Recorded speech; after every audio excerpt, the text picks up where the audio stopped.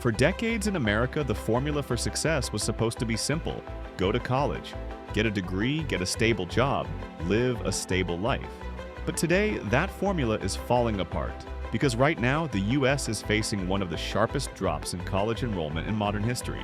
Freshman numbers are down significantly, campuses are shrinking, and Gen Z, the generation that grew up being told college was non-negotiable, is quietly walking away.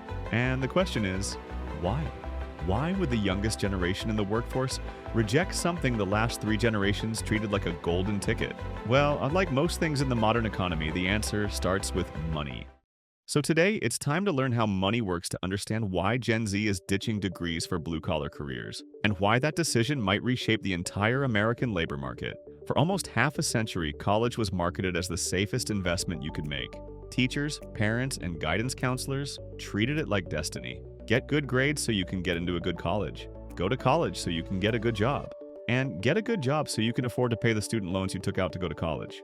But somewhere between the early 2000s and today, that promise broke. Because while incomes and salaries stayed almost flat, college costs exploded. Public university tuition rose 140% in 20 years. Private universities rose 110%. And the full college experience, housing, fees, books, can hit $110,000 for public schools and over $225,000 for private schools. It's not just expensive, it's financially destabilizing for any student, and Gen Z knows it. Even after paying those massive costs, a college degree used to guarantee stability. But today, 153,074 job cuts announced for October. The highest this morning, massive job cuts at Amazon. And Wall Street rewards companies for announcing layoffs. For Gen Z, this is the new reality.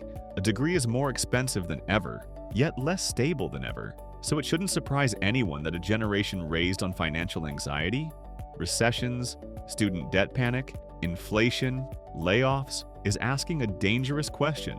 Why am I paying 6 figures to compete for jobs that might not exist? While white-collar industries freeze hiring, something strange is happening on the other side of the economy. Vocational programs and trade schools are exploding. Between 2019 and 2024, undergrad enrollment rose only 1%, whereas vocational training enrollment jumped 18%. Why? Because the US desperately needs skilled labor. We will bring back our wealth, and we will bring back our dreams. The millennial generation avoided the trades. The Great Recession slowed construction. And now, millions of baby boomers, electricians, welders, carpenters, plumbers are retiring. Meanwhile, the government is pouring hundreds of billions into infrastructure. The Bipartisan Infrastructure Act, the CHIPS and Science Act, major STEM and construction incentives.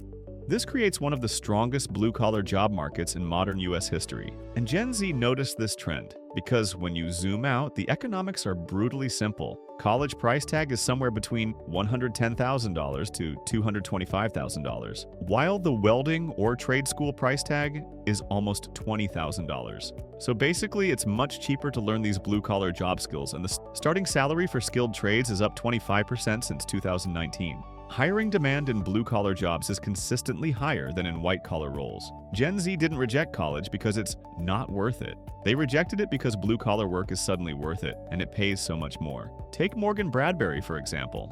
She was supposed to attend college and pursue a traditional degree, but everything changed the moment she took a welding merit badge while becoming an Eagle Scout. It wasn't just hands-on work, it was a skill, a craft, and a whole new career path she discovered. So instead of taking on 4 years of debt, Morgan took a 9-month welding certification at Universal Technical Institute. It cost her $22,000. Still a lot, but nowhere near university prices. Before she even completed the program, she landed a job at BAE Systems. At just 19, she was earning $57,000 a year. Today, she's a second-class welder, working on US Navy ships, working full-time with stable hours. Her life looks nothing like the go to college or you will struggle in your career path, and she's not alone. This generational shift isn't anecdotal, and it's structural. Here's what the numbers reveal. There are 2 million fewer university students today than in 2011. Skilled trade salaries are up 25% since 2019. Starting wages rose from $18.70 per hour to $23.43 per hour in 2025. Blue-collar hiring demand remains higher than white-collar, especially during graduation season, when young job seekers flood the market. Meanwhile, white-collar hiring has cooled for 2 straight years, so Gen Z is simply doing what previous generations refused to do. They're following the money, not the prestige. If Morgan represents the skilled worker route, Jake Willis represents the entrepreneurial one. At age 18, Jake started working by installing windows at a construction site. By 20, he started his own company and had more than 15 clients. By 22, he'd saved $130,000. More money than most college graduates have at 30. And he faced an important choice: spend it on college or invest it in himself.